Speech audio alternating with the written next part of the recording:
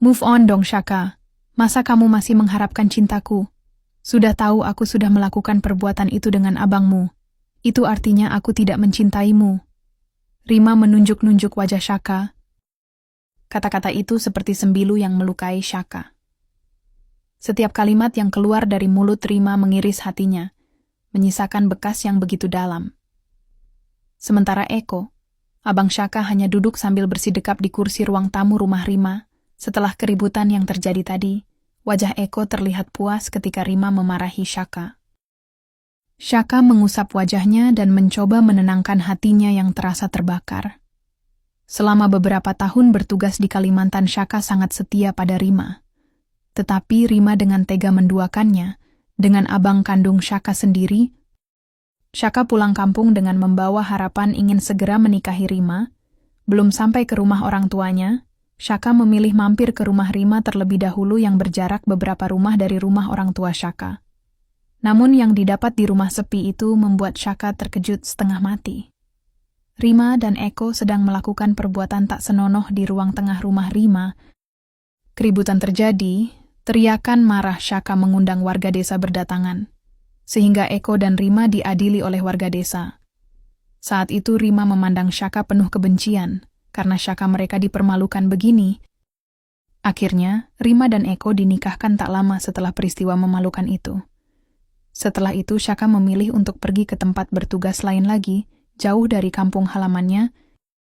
2 tahun kemudian, pulanglah Shaka. Bapakmu sakit-sakitan, terus menanyakan dirimu, "Apa kamu masih belum bisa melupakan Rima, nak?" Tanya Bunia pada anak bungsungnya itu. Shaka tak pernah pulang. Bahkan saat lebaran sekalipun, Shaka terdiam, jujur dalam hatinya masih terpikir soal Rima.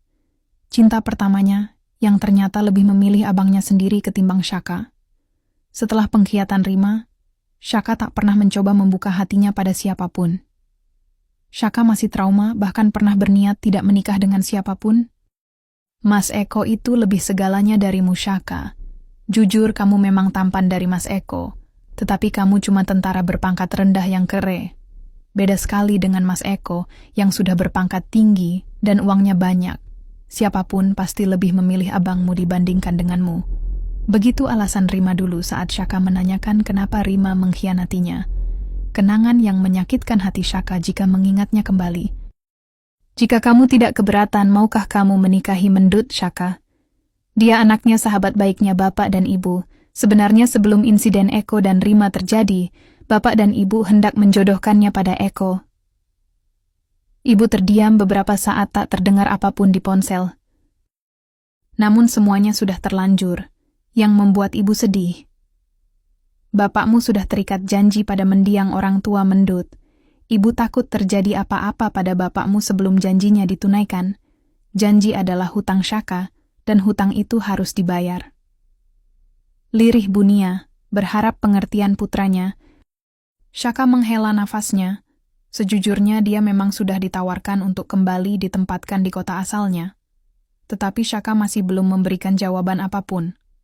Langkahnya masih berat, untuk kembali ke tempat di mana hatinya pernah terluka begitu dalam. Tetapi mendengar penuturan ibunya seperti itu, rasa bakti Shaka muncul. Dia memang sangat menyayangi ibu dan bapaknya. Baiklah, Shaka akan pulang, Bu, dan tolong aturkan pernikahan Shaka dan gadis itu. Putus Shaka akhirnya membuat Bunia terus mengucapkan syukur di seberang sana. Mendut? Shaka menggumam sedikit. Dari namanya saja terdengar kampungan. Bayangan gadis desa bertubuh subur langsung menari-nari di otak Shaka.